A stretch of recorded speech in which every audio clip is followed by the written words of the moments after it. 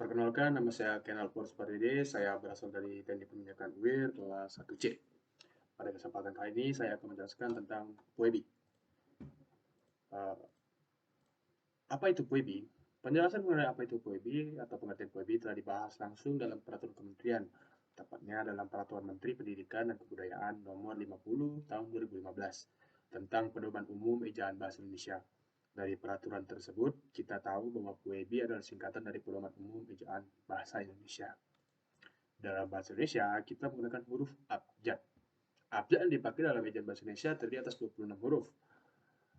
Seperti yang telah kita ketahui, abjad ada A, B, C, D, E, F, G, dan seterusnya. Dan di dalam huruf abjad, kita akan menemui huruf vokal dan huruf konsonan. Huruf vokal merupakan huruf-huruf yang dapat berdiri tunggal dan menghasilkan bunyi sendiri, sedangkan huruf konsonan adalah huruf yang mati atau tidak bisa memiliki bunyi, seperti B, C, D, F, G, H, J. Sedangkan huruf A tadi kan kita bisa memiliki bunyi sendiri tanpa dibantui huruf lain, sedangkan huruf konsonan tersebut tadi memerlukan bantuan dari huruf vokal untuk dapat berdiri. Nah, di dalam pembagian huruf di sini ada juga huruf-huruf yang digabungkan. Di vokal ada huruf diftong, adalah gabungan dari dua huruf yang menghasilkan bunyi rangkap. Di dalam bahasa Indonesia, diftong dilambangkan dengan AI, AU, dan OI. Ada juga huruf yang menggabungkan huruf konsonan, yaitu huruf KH, KH, KH, ENG, MG, NY, bisa dipakai di nya, dan SY, atau bisa dipakai di syafaat. Di dalam penggunaan huruf, ada yang namanya huruf kapital. Apa itu huruf kapital? Huruf kapital memiliki banyak sekali fungsi, di mana salah satunya adalah huruf kapital bisa dipakai di awal kalimat. Huruf kapital dipakai sebagai huruf pertama unsur nama orang, termasuk julukan. Huruf kapital pada awal kalimat petikan langsung, seperti saat kita membaca buku ada petikan-petikan dari orang.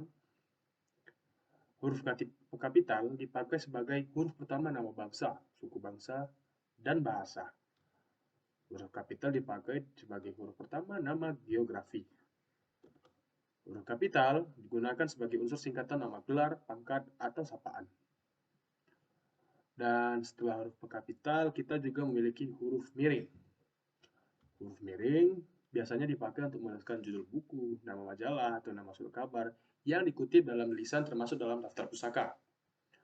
Huruf miring juga dipakai untuk menegaskan atau mengkhususkan huruf, bagian kata, atau kelompok dalam kalimat. Huruf miring dipakai untuk menuliskan kata atau ungkapan dalam bahasa daerah ataupun bahasa asing. Setelah huruf miring, kita juga memiliki huruf tebal. Huruf tebal biasanya dipakai untuk menegaskan bagian tulisan yang sudah ditulis miring. Dan juga huruf tebal dapat dipakai untuk menegaskan bagian-bagian karangan seperti judul buku, bab, atau subbab. Kita lanjut ke penulisan kata. Yang pertama ada kata dasar. Kata dasar ditulis sebagai satu kesatuan. Misalnya kantor pajak penuh, sesak. Saya pergi ke sekolah, buku itu sangat tebal. Yang kedua ada kata berimbuhan. Imbuhan awalan, sisipan, akhiran, serta gabungan, awal dan akhiran, ditulis serangkai dengan bentuk dasarnya. Misalnya, berjalan, berkelanjutan, dengan catatan, imbuhan yang diserap dari unsur asing seperti isme, man, wan, atau wi, ditulis serangkai dengan bentuk dasarnya. Misalnya, sukuisme, atau seniman. Yang ketiga ada bentuk ulang. Bentuk ulang ditulis dengan menggunakan tanda hubung strip.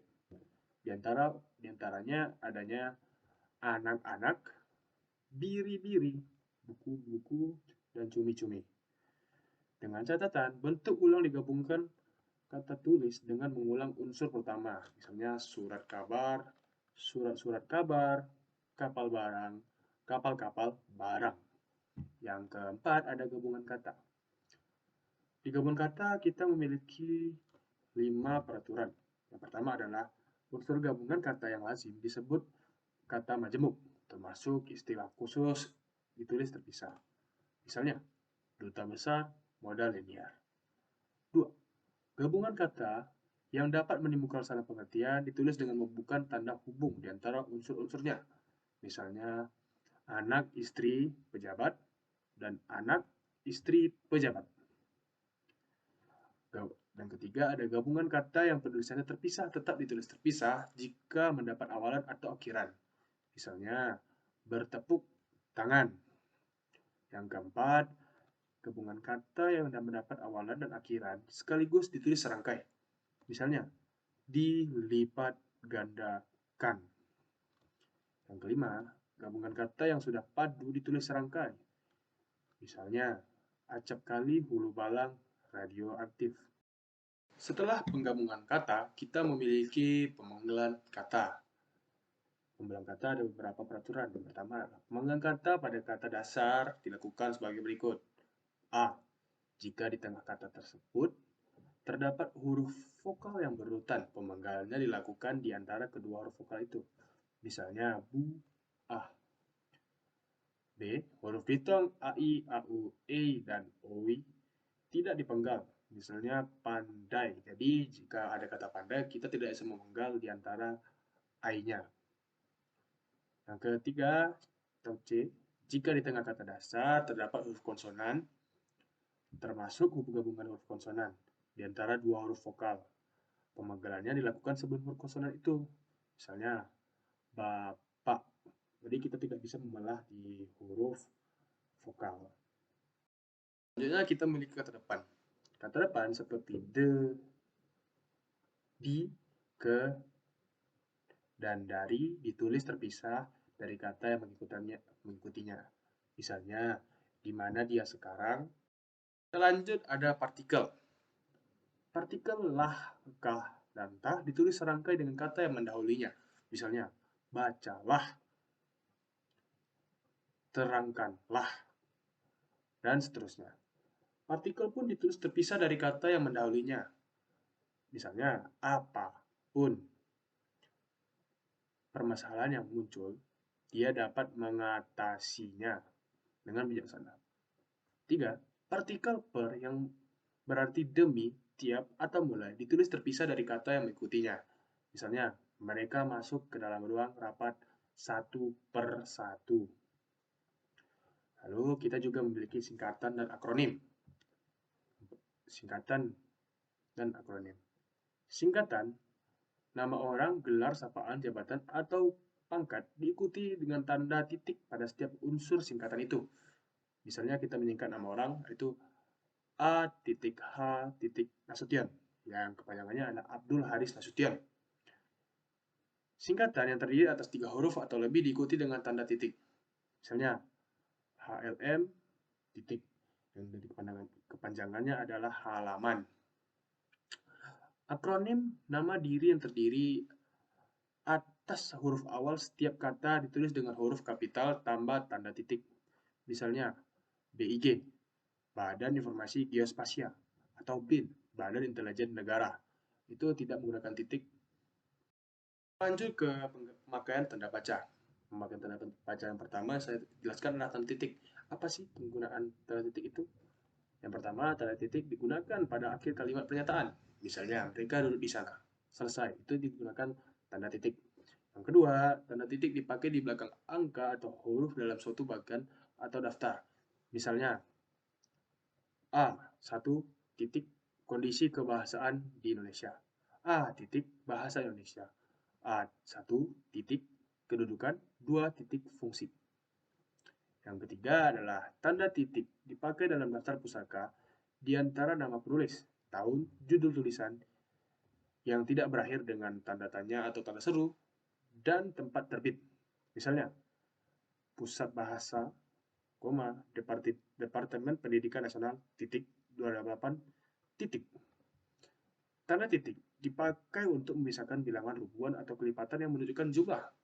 Misalnya, Indonesia memiliki lebih dari 13.000 pulau. Di antara 13.000 tersebut, kita memisahkan 13 titik dan angka sisanya.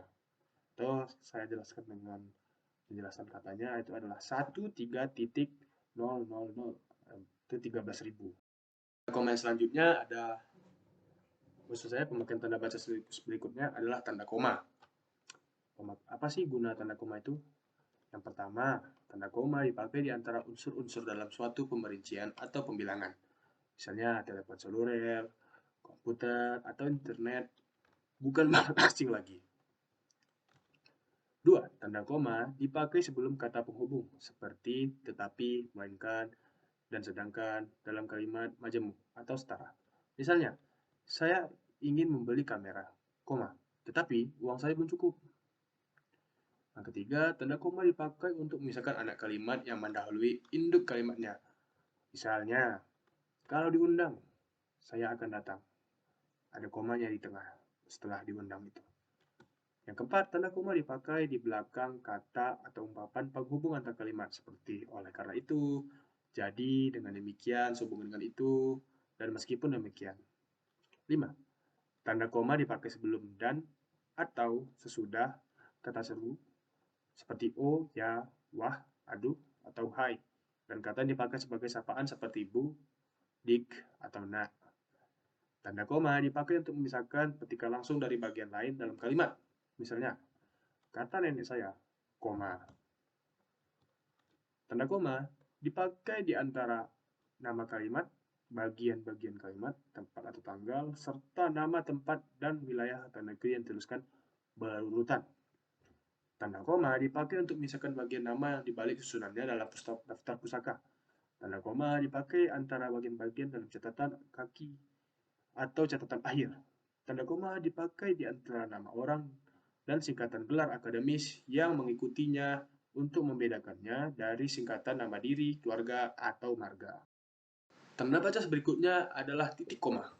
Tanda titik koma dapat dipakai sebagai pengganti kata penghubung untuk memisahkan kalimat setara yang satu dari kalimat setara yang lain di dalam kalimat majemuk. Misalnya, hari sudah malam, anak-anak masih membaca buku. Itu di situ ada tanda titik koma yang memisahkan antara dua kalimat tersebut. Tanda titik koma dipakai pada akhir perincian berupa klausa. Misalnya, syarat penerimaan pegawai di lembaga ini adalah titik koma 1. Berpengendaraan Indonesia. Yang ketiga, tanda titik koma dipakai untuk memisahkan bagian-bagian pemerincian dalam kalimat yang sudah menggunakan tanda koma. Misalnya, ibu membeli buku, pensil, dan tinta, baju, celana, dan kaos, pisang, apel, dan jeruk. Setelah titik koma, kita memiliki titik dua. Tanda titik dua dipakai pada akhir suatu pernyataan lengkap yang diikuti pemerincian atau penjelasan. Tanda titik dua tidak dipakai jika perincian atau penjelasan itu merupakan pelengkap yang mengakhiri pernyataan. Tanda titik dua dipakai sesudah kata atau ungkapan yang memerlukan pemberian. Misalnya, A. Ketua, titik dua, Ahmad Wijaya. Sekretaris, titik dua, Siti Aryani. Tanda titik dua dipakai dalam naskah drama sesudah kata yang menunjukkan pelaku dalam percakapan.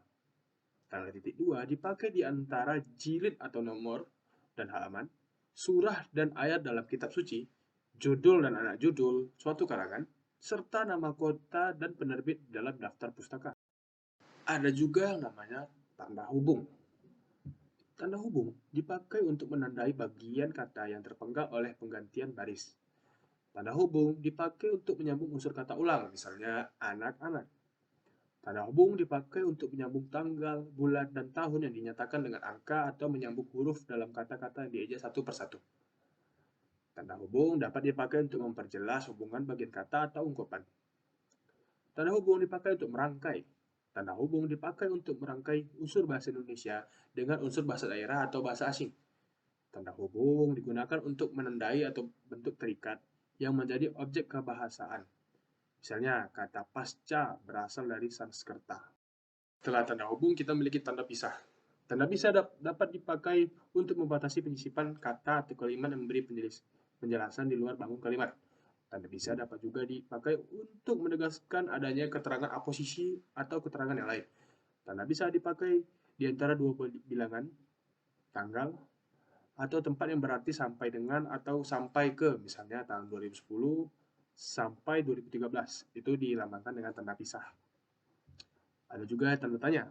Tanda tanya dipakai pada akhir kalimat tanya. Tanda tanya dipakai di dalam tanda kurung untuk menanyakan bagian kalimat yang disangsikan atau yang kurang dapat dibuktikan kebenarannya. Tanda seru. Tanda seru dipakai untuk mengakhiri ungkapan atau pernyataan yang berupa seruan atau perintah yang menggambarkan kesungguhan, ketidakpercayaan, atau emosi yang kuat. Ada juga tanda elipsis. Tanda elipsis dipakai untuk menunjukkan bahwa dalam suatu kalimat atau kutipan ada bagian yang dihilangkan. Tanda elipsis dipakai untuk meneruskan ujaran yang tidak selesai di dalam dialog. Ada juga tanda petik. Tanda petik dipakai untuk mengambil petikan langsung yang berasal dari pembicaraan naskah atau bahan penulis lain. Tanda petik tunggal. Tanda petik tunggal dipakai untuk mengapit makna terjemahan atau penjelasan kata atau ungkapan. Tanda kurung. Tanda kurung dipakai untuk mengapit keterangan atau penjelasan yang bukan bagian utama kalimat. Tanda kurung siku. Tanda kurung siku dipakai untuk mengapit huruf, kata atau kelompok kata sebagai koreksi atau tambahan atas kesalahan atau kekurangan di dalam naskah asli yang ditulis orang lain. Tanda garis miring. Tanda garis miring dipakai sebagai pengganti kata dan atau serta setiap. Tanda penyingkat atau apostrof. Tanda penyingkat dipakai untuk menunjukkan penghilangan bagian kata atau bagian angka tahun dalam konteks tertentu. Sekian penjelasan dari saya, mungkin masih ada banyak kurang, saya mohon maaf. Sekian, terima kasih.